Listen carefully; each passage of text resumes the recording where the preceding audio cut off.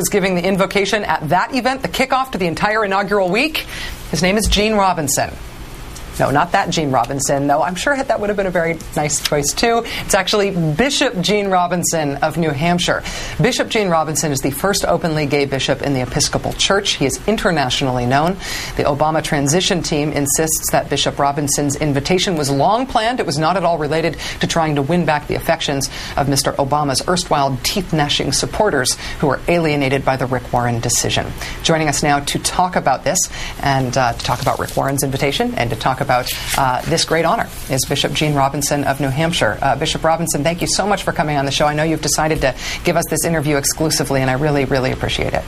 Well, I'm delighted to be here, Rachel, and I might point out that my teeth are totally intact. Very good. Well, but you did gnash your teeth a little bit, even publicly, over the Rick Warren decision, did you not? I did indeed. You know, being a supporter of Barack Obama doesn't mean that we don't critique certain decisions that he might make. And so many of us in the lesbian, gay, bisexual, and transgender community were just stunned, really, by this choice. But I must say that in the intervening days, it appears that Barack Obama is being the person he told us he was and that he intended to be by including all voices in this inauguration and indeed in his administration.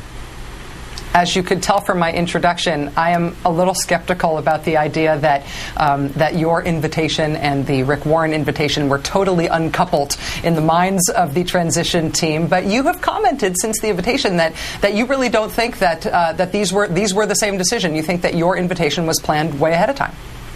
You know, I had the great opportunity to meet then Senator Obama early on in the New Hampshire primary, and the thing that drew me to him was his talk of a vision of governing that was not about polarization, but about bringing us all together. I think it's a message that America hungers for, and it's certainly a message that religious people should support.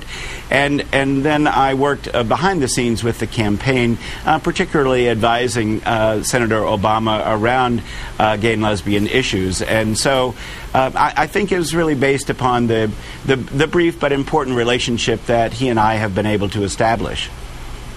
When you were invited to give the invocation at this first inaugural event on Sunday, how did they approach you, and what are all of the events that you're going to be taking part in?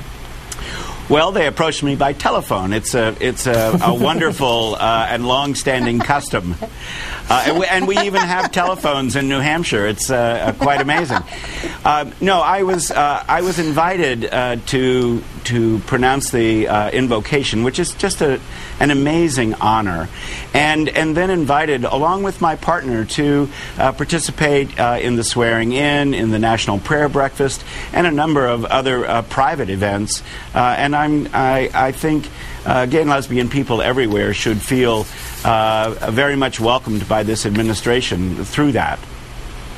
You were an early supporter of President-elect Obama, I know, and one of the things that I have talked to a lot of gay activists about since the Rick Warren invitation was issued is that when you compare the experience with Obama to the experience with the Clinton administration, as you know, the Clinton administration in many ways threw gay people, threw the gay and lesbian community under the bus politically. Since the Warren decision, a lot of activists I have spoken with have expressed the idea that President Clinton's reputation was somewhat redeemed in the gay community because he did keep so many gay people in his inner circle. There were openly gay people around him. He was known to be personally comfortable around gay and lesbian people. Do you have a sense of that same personal or personnel inclusiveness from Mr. Obama? Well, I do feel very confident that this president-elect understands us and stands with us in the issues that are important to us. Of course, we're going to hold his feet to the fire about that. But, you know, as a religious person, no one had a bigger tent than Jesus. And I must say that I think the whole notion of a big tent where every human being is acknowledged as being a child of God and frankly as worthy of of our respect and concern. That sort of vision, I believe, is Barack Obama's vision as well. And I long for a government that respects the dignity of every human being, especially those who are less fortunate. One last quick question for you, Bishop. The Windy City Times has published documents this week that indicate that President Obama's current opposition to same-sex marriage is not a position that he has always held. In 1996, they have found a document that he signed, that he typed, that said that he supported the legalization of same-sex marriage. If it does turn out that he has dramatically changed his position on that subject, how do you feel about that? Well, that would be wonderful. As you know, all of the Democratic candidates virtually stopped short of endorsing gay marriage. But what I do believe about this new president is that he believes in equal rights for all American citizens, and in the end, I hope that that's where America will move in terms of gay marriage.